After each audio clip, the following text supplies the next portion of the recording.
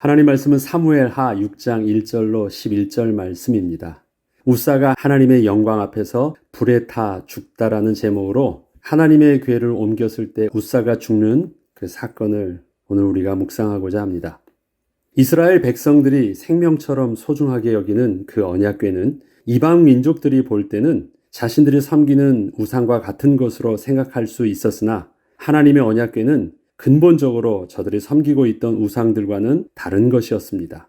우상은 자신들의 신을 형상화시켜 놓고 그 신을 섬기는 것이었지만 언약궤는 하나님의 주권과 능력 그리고 하나님의 약속을 의미하는 하나님의 임재의 상징이었을 뿐 형상화된 하나님의 모습은 없었기 때문이었습니다. 모세는 하나님의 말씀대로 언약궤를 만들 때 언약궤의 영적 비밀을 제대로 알고 있었기에 광야에서 그 언약궤를 중심으로 온전히 하나님의 인도하심을 받을 수 있었습니다. 또한 모세의 후계자 여호수아도 그 언약궤의 비밀을 제대로 알았기에 그 언약궤를 앞세우고 가나안 정복을 성공적으로 이끌 수 있었습니다. 그러나 가나안 정복 후 여호수아가 죽고 나면서 이스라엘 백성들은 하나님을 잊게 되었고 가나안의 우상을 섬기며 하나님의 전쟁을 모르던 후대들이 일어나고 언약궤는 더 이상 하나님의 임재를 상징하는 거룩한 성물이 아닌 주변 국가의 우상과 다르지 않은 우상의 모습으로 전락되었습니다. 심지어 이방 나라의 우상들보다 더 무능력한 신의 모습으로 저들에게 비춰지게 되었습니다.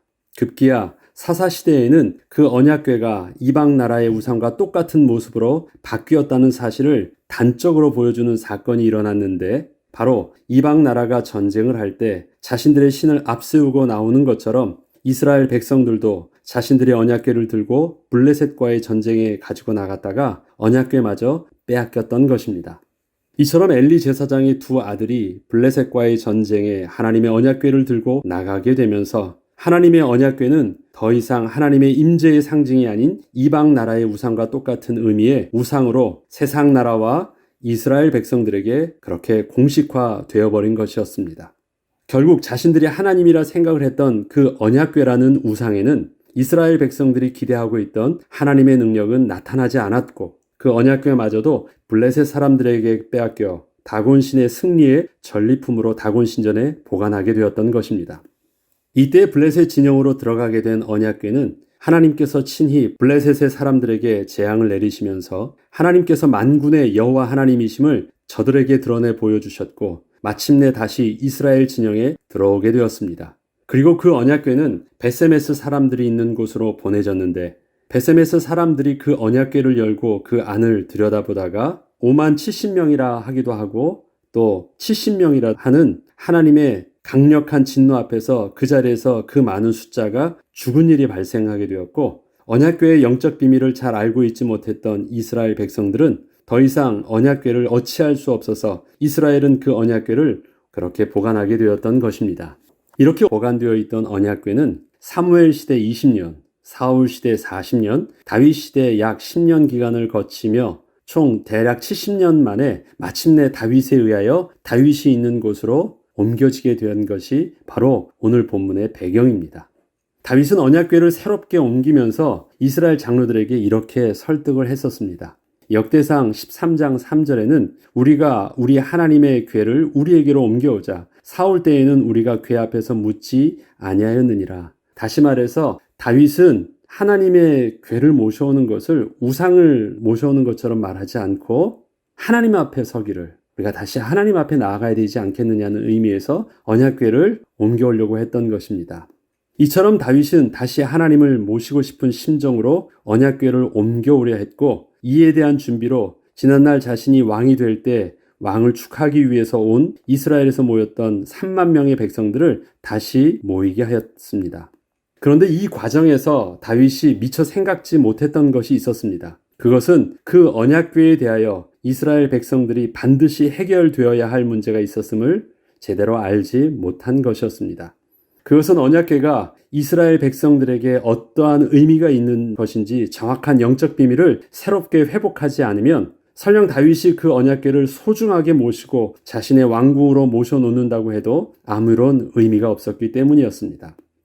이스라엘 백성은 지난날 언약궤를 들고 전쟁터에 나갔는데 왜 여호수아 시대처럼 전쟁에서 하나님의 도우심을 받지 못하고 패하였는지, 그리고 블레셋 사람들은 왜 다시 그 언약궤를 돌려 보내야만 했고, 벳세메스 사람들은 5만 70명이 그 언약궤 안을 들여보았다는 이유로 그렇게 강력한 하나님의 진노하심 속에서 죽게 되었었는지 명확한 이유를 제대로 알고 있지 못했습니다.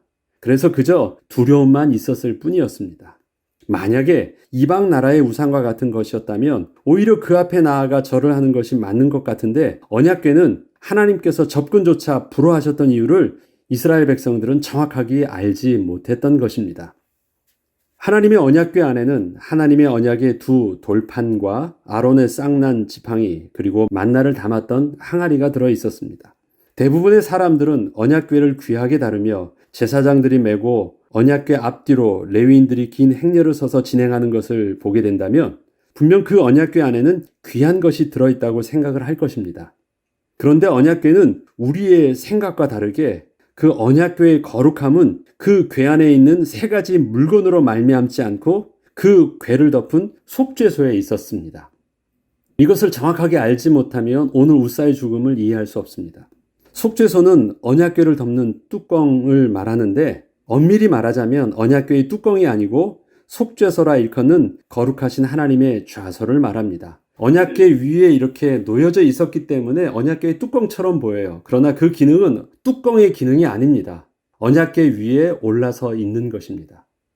속죄소는 그룹이라 일컫는 천사 둘을 속죄소 두 끝에 두어 그룹들의 날개로 속죄소를 덮도록 한 것입니다. 그룹은 우리가 말하는 그룹을 말하는 것이 아니라 그룹이라 일컫는 천사의 이름을 말합니다. 그리고 이렇게 양쪽의 두 그룹의 날개로 인하여 생긴 그 빈 공간이 하나님의 임재의 상징으로 여겨지는 거룩하신 하나님의 좌소인 속죄소인 것입니다. 자, 위에 두 그룹의 날개가 마주보면서 이렇게 덮고 있습니다. 그럼 중간에 공간이 생기죠? 그것이 속죄소입니다. 빈 공간이 속죄소인 것입니다. 실제적으로 하나님께서 이스라엘 백성을 만나시는 장소인 것입니다. 출애굽기 30장 6절에는 그 제단을 증거궤 위 속죄소 맞은편 곧 증거궤 앞에 있는 휘장 밖에 두리라. 그 속죄소는 내가 너와 만날 곳이며 라고 기록되어 있습니다. 또한 민수기 7장 8절로 9절에는 모세가 회막에 들어가서 여호와께 말하려 할 때 증거궤 위 속죄소 위에 두 그룹 사이에서 자기에게 말씀하시는 목소리를 들었으니 여호와께서 그에게 말씀하심이었더라.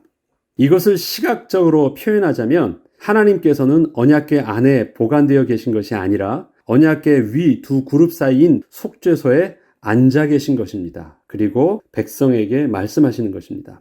이러한 언약궤에 대한 정확한 개념을 알아야 본문의 우사의 죽음을 이해할 수 있습니다. 때문에 본문의 시작을 언약궤에 대한 설명부터 하였던 것입니다. 사무엘하 6장 2절에는 언약궤에 대해서 이렇게 표현하고 있습니다. 다윗이 이스라엘에서 뽑은 무리 3만 명을 다시 모으고 다윗이 일어나 자기와 함께 있는 모든 사람과 더불어 바알레 유다로 가서 거기서 하나님의 궤를 메어오려 하니 그 궤는 그룹들 사이에 좌정하신 만군의 여호와 이름으로 불리는 것이라. 자, 그 궤가 뭐라고 말해요? 만군의 여호와 이름으로 불려지는 것이래요. 왜 그것이 가능합니까?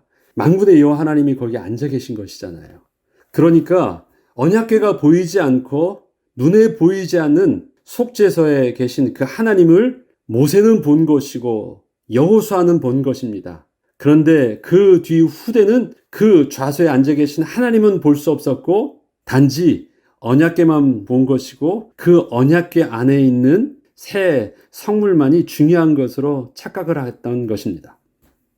다윗이 이스라엘에서 뽑은 자 3만 명을 모으고 자기와 함께 있던 모든 신하와 장수들과 함께 하나님의 언약궤를 메어오려고 바알레 유다로 갔다고 합니다.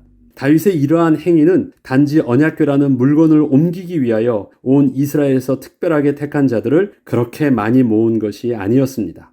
언약궤를 잘 옮기려면 수레와 같은 운송수단이 아주 안전하고 효율적인 것이지만 두 그룹 사이에 좌정하고 계신 하나님을 모시려고 가는 것이라면 그 하나님을 왕의 행차가 되도록 백성 중 가장 존귀한 자들이 주위에서 호위하고 그 좌소를 어깨 위에 메어 모시고 가야 하는 것이기 때문이었습니다. 물건은 싣고 가는 것이지만 왕은 모시고 가는 것입니다. 이처럼 다윗은 하나님을 모시려고 백성들을 다시 모은 것입니다. 성경은 이스라엘에서 뽑은 무리 3만 명을 다시 모았다고 특별히 기록하는데, 다시 모았다는 것은 이전에 저들을 모은 적이 있었다는 것입니다. 저들은 이전에 전쟁에 참여하기 위해서 모였던 자들이 아니라 다윗이 온 이스라엘 왕으로 등극할 때 왕을 추대하기 위해서 온 이스라엘에서 대표적으로 뽑혀서 그렇게 참석을 한 자들이었습니다. 다윗은 그들을 다시 모아 만군의 하나님을 새로운 성읍지 이스라엘 성에 준비된 곳으로 모시려 하고 있는 것입니다. 그리고 자기가 이스라엘의 왕이 아니라 이스라엘의 실제적 왕은 여호와 하나님이심을 온 백성이 알도록 하기 위함이었습니다. 다윗은 정확하게 그 개념을 알고 있었고 언약궤의 영적 비밀도 알고 있었습니다. 그래서 그의 하는 준비와 마음가짐이나 행동들은 다 그것에 준해서 그렇게 하고 있는 것입니다. 다윗은 모든 준비를 다 갖추고 모든 백성들과 함께 나곤의 타작마당에서 하나님의 언약궤를 기다렸습니다. 다윗이 직접 언약궤가 있는 곳까지 갈 수 없었던 것은 언약궤가 있는 곳은 산 위였기 때문이었습니다. 사무엘상 7장 1절에 이렇게 기록하고 있습니다. 기럇 여아림 사람들이 와서 여호와의 궤를 옮겨 산에 사는 아비나답의 집에 들여놓고 그의 아들 엘리아사를 거룩하게 구별하여 여호와의 궤를 지키게 하였더니, 사무엘하 6장 3절로 5절에서는 그들이 하나님의 궤를 새 수레에 싣고 산에 있는 아비나답의 집에서 나오는 장면이 이렇게 기록되어 있습니다. 그들이 하나님의 궤를 새 수레에 싣고 산에 있는 아비나답의 집에서 나오는데 아비나답의 아들 우사와 아요가 그 새 수레를 모으니라. 그들이 산에 있는 아비나답의 집에서 하나님의 궤를 싣고 나올 때 아요는 궤 앞에서 가고 다윗과 이스라엘 온 족속은 잣나무로 만든 여러 가지 악기와 수금과 비파와 소고의 양금과 제금으로 여호와 앞에서 연주하더라. 산에서 여호와의 궤가 내려올 때 다윗이 미처 생각지 못한 것이 있었습니다. 저들 우사와 아효가 하나님의 궤를 블레셋 사람들이 수레를 만들어 옮겼던 것처럼 그렇게 수레에 싣고 수레를 몰고 다윗과 백성들이 기다리고 있는 광장으로 온 것이었습니다. 본문은 우사와 아효는 하나님의 언약궤를 싣고 오고 다윗과 온 이스라엘 족속은 여호와 앞에서 왕의 행차를 찬양했다고 기록하고 있습니다. 이것은 뭔가 앞뒤가 맞지 않는 것입니다. 제사장 우사와 아효는 그동안 잘 보관하고 있던 언약궤를 가지고 나온 것인데 다윗과 온 이스라엘은 왕의 행차를 기뻐하며 찬양하고 있었기 때문이었습니다. 그러나 하나님의 언약궤 수레가 다윗 왕과 온 백성이 대기하고 있던 광장으로 들어오자 준비한 대로 모든 악기를 동원해서 왕의 오심을 다윗은 백성들과 찬양하기 시작했습니다. 이때 이렇게 큰 소리를 한 번도 들어보지 못한 소들이 놀라서 뛰므로 우사가 손을 들어 궤가 떨어지지 않도록 꽉 손으로 붙잡은 것이었습니다. 근데 이 모습이 여호와 하나님이 우사가 잘못함으로 말미암아 진노하셨다라고 합니다. 잘못함으로 말미암아 진노하셨다라고 명확하게 우사의 잘못을 지적하고 있습니다. 사무엘하 6장 6절로 7절에 보면 그들이 나곤의 타작 마당에 이르러서는 소들이 뛰므로 우사가 손을 들어 하나님의 궤를 붙들었더니 여호와 하나님이 우사가 잘못함으로 말미암아 진노하사 그를 그곳에서 치시니 그가 거기 하나님의 궤 곁에서 죽으니라. 우사의 이러한 행동은 언약궤가 성물이었다면 충분히 그렇게 해도 문제가 없는 행동이었습니다. 우사나 아요 그들은 제사장들이었기 때문입니다. 제사장들은 지성소 안의 성물을 유일하게 만들 수 있는 사람들이었기 때문에 문제가 없던 것입니다. 그러나 언약궤는 성막 안에 있는 성물, 즉 금촛대, 접시, 떡상 등과 같은 제사에 쓰이는 물건 중 하나가 아니었고 거룩하신 하나님 자신이었기에 절대 가까이 할 수도 없었는데 저들은 그것을 잘 몰랐던 것입니다. 그래서 언약궤는 제사장들도 손으로 만지지 않습니다. 어떻게 하느냐? 언약궤에는 그 언약궤 앞뒤에 높은데 고리가 있습니다. 그 고리 안에 긴 장대로 언약궤에다 그들이 꼽고 그것을 메고 가는 것입니다. 언약궤는 누구도 터치하지 않습니다. 다른 성물들은 제사장들은 그것을 자기들이 싸서 자기들이 메고 갈 수 있어요. 그것도 레위인도 안 되고 제사장들만 할 수 있는데 언약궤는 그렇게 터치조차 하지 못합니다. 지성소를 덮어놨을 때 막대기로 끼워서 그들이 그냥 옮길 뿐입니다. 저들은 하나님의 좌소에 거하시고 있는 그 속죄소의 비밀을 제대로 알고 있지 못했기에 자신들이 거룩하신 하나님 앞에 있다는 의식이 없었고 그저 평상시 물건을 관리하던 습관으로 우사와 아요는 언약궤를 물건 다루듯이 그렇게 취급을 한 것이었습니다. 이렇듯 저들은 자기 집에서 70년이 넘도록 언약궤가 있었지만 잘 보관하고 있었지 온전히 하나님을 모시고 있었던 것은 아니었습니다. 사람들은 우사의 행동이 누구든 그러한 상황 속에서는 마땅히 그렇게 할 수밖에 없는 선한 행동이라고 주장하기도 합니다. 그러나 인간의 선한 의도와 행동이 하나님의 거룩하심을 넘어설 수는 없는 것입니다. 저들은 어쩔 수 없는 행동을 한 것이 아니라 처음부터 하나님의 임재의식이 없었고 하나님을 전 인격적으로 섬기려 함이 없었기에 결국 그것이 문제가 되어서 터진 것이었습니다. 그리고 하나님께서는 그것을 다윗과 이스라엘의 모든 백성들에게 자신을 분명히 알게 하시는 중요한 기회로 삼으신 것이었습니다. 사무엘하 6장 8절에는 여호와께서 우사를 치심으로 다윗이 분하여 그것을 베레스 우사라 부르니 그 이름이 오늘날까지 이르니라. 여호와께서 우사를 죽이실 때 성경은 우사를 치셨다라는 그 표현을 원문으로는 불로 태우셨다고 기록하고 있습니다. 또한 그 불은 우사의 몸에 구멍을 뚫었다고 기록하고 있습니다. 얼마나 그 하나님의 분노가 심하셨는지를 알 수 있습니다. 그냥 우사를 치셨다라고 하니까 마치 그냥 맞아 죽은 정도로 생각하지만 하나님의 불이 나와서 그의 몸을 다 뚫고 들어갈 정도로 완전히 죽이신 것입니다. 마치 레이저로 쏜 것처럼 그러한 여호와의 불이 뚫고 지나간 것입니다. 이것은 레위기에서 제사장 아론의 아들 나답과 아비후가 하나님 앞에 나아가 분향하는 향로에 제단의 거룩한 불을 사용하지 않으므로 죽게 되었던 내용을 보면 우사의 죽음이 어떠한 의미가 있었는지를 정확하게 알 수 있습니다. 레위기 10장 1절로 3절에 보면 아론의 아들 나답과 아비후가 각기 향로를 가져다가 여호와의 명하시지 않은 다른 불을 담아 여호와 앞에 분향하였더니 불이 여호와 앞에서 나와 그들을 삼키매 그들이 여호와 앞에서 죽은지라. 모세가 아론에게 이르되 이는 여호와의 말씀이라. 이르시기를 나는 나를 가까이 하는 자 중에 내가 거룩하다 함을 얻겠고 온 백성 앞에서 내가 영광을 얻으리라. 다시 말해서 우사는 잘못된 행동 정도가 아니라 하나님의 거룩함을 훼손한 것입니다. 똑같은 무게로 의미로 그렇게 우사를 그래서 죽이신 것입니다. 그러면 우리가 앞에서 생각해 볼 것이 있죠. 앞에 베세메스 사람들이 뚜껑을 열었다라는 것은 어떤 모습을 여러분이 상상할 수 있습니까? 뚜껑을 열어서 그 안에 본 것이 문제가 된 것이 아니라 여호와의 그 속죄소를 치운 것입니다. 그렇기 때문에 그들이 하나님의 강력한 치심으로 그렇게 다 죽게 된 것입니다. 이처럼 하나님의 거룩하심을 훼손할 때의 죽음은 성경의 여러 군데에서 나오는데 하나님의 불로 치셨음을 그렇게 증거하고 있는 것입니다. 제가 읽은 것은 본문 한 군데지만 여러 군데 하나님이 진노하셨을 때 여호와의 불이 나타나서 태워 죽인 일들은 많이 나옵니다. 우사의 죽음도 이와 같은 것으로 하나님의 거룩하심을 훼손함으로 인하여 하나님의 불로 그 자리에서 죽임을 당한 것이었습니다. 이때 다윗은 그러한 우사의 죽음을 보자 분노하였다고 기록하고 있는데 이것은 다윗 입장에서는 정말 중심을 다한 자신의 열심과 우사의 행동이 도대체 무엇이 잘못되었는지 잘 모르겠다라는 반응이었습니다. 그 순간에는 아직 다윗이 제대로 깨닫지 못하고 있었다는 것입니다.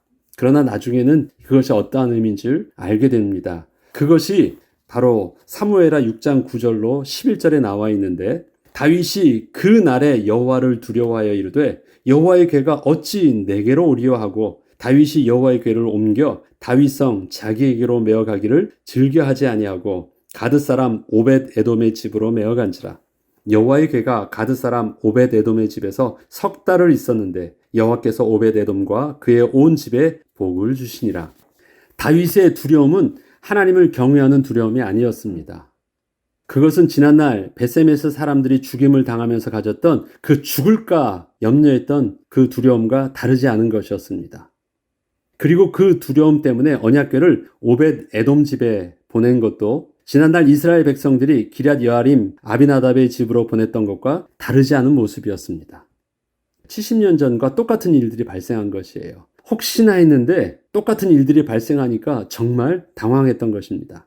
그런데 다윗은 오벳 에돔의 집에 언약궤를 옮겨놓게 하면서 한 가지 아비나답의 집과 오벳 에돔의 집에 분명한 차이가 있음을 듣게 되었습니다. 그것은 지난 70년간이나 아비나답의 집에 있었을 때에는 아무런 변화가 없던 일이 오벳에돔 집에서는 3개월밖에 지나지 않았음에도 불구하고 그 3개월 동안 하나님이 오벳에돔과 그에 속한 모든 가족들에게 축복을 주신 것이었습니다. 이것은 분명 아비나답과 오벳에돔의 차이가 있었다는 것이고, 다윗은 아비나답의 아들이 죽을 수밖에 없던 이유와 오벳에돔의 모든 집이 복을 받을 수밖에 없었던 이유를 분명하게 깨닫게 되는 중요한 계기가 되었습니다. 다윗은 거룩하신 하나님을 삶의 중심에 모시는 그 임재의 비밀과 그저 우상을 자기 집에 들여놓는 것의 영적 차이를 분명하게 인식하게 된 것이었습니다. 자, 언약궤가 물건이냐, 하나님의 임재의 상징으로 하나님을 바라볼 수 있느냐, 두 차이입니다. 그동안 이스라엘 백성들이 잊어버렸던 것은 뭐예요? 언약궤를 마치 이방 나라의 우상들과 똑같은 것으로 만들었던 것이었습니다. 착각했던 것이었습니다. 처음에 하나님께서 이스라엘 백성들에게 언약궤를 만들게 하셨을 때는 내가 너희들 중에 거하는 것을 너에게 알게 하기 위한 그 의미로 하나님이 어떤 분이신지에 대한 것을 이해할 수 있는 그 상징물로서 세 가지 물건을 담아놓게 했던 것에 불과했는데, 그것이 어떻게 바뀌어 있었습니까? 그 자체가 하나님으로 바뀌었어요. 그래서 언약궤라는 우상단지로 바뀌어 있었던 것입니다. 이것을 하나님께서는 다시 회복시켜 주시는 것이 언약궤를 옮기는 것보다 훨씬 더 중요한 것이었기 때문에 하나님께서는 온 이스라엘 백성들이 가장 중요한 순간 집중하고 있을 때 가장 강력한 모습으로 이스라엘 백성들에게 언약궤가 어떠한 의미인지를 그렇게 가르쳐 주셨던 것입니다. 오벳에돔은 언약궤를 보관한 자가 아니라 복의 근원이신 하나님을 자기 집에 모신 자가 되어 받게 된 축복이었습니다. 그것은 얼마나 오랜 기간을 모셔 놓았는가도 중요한 것이 아니었습니다. 비록 3개월밖에 모시지 않았어도 참 생명은 생명의 열매를 맺을 수밖에 없었던 비밀이었습니다. 생명의 씨앗은 비록 겨자 씨와 같이 작은 씨앗이라 할지라도 그 씨앗은 결국 싹이 나고 나무가 되어서 모든 생명의 영향력들을 그렇게 뻗칠 수 있게 될 것입니다. 이처럼 우사의 죽음은 그 사건의 순간에는 다윗과 온 이스라엘이 너무도 큰 두려움과 당황스러움을 가져다주는 사건이었지만, 그 우사의 죽음을 통하여 하나님의 언약궤가 비로소 다시 본래의 모습으로 회복할 수 있게 되었고, 그 언약궤를 모시는 다윗의 장막과 솔로몬이 짓게 될 그 성전을 통하여 온 이스라엘이 온전히 하나님을 섬길 수 있게 되었습니다.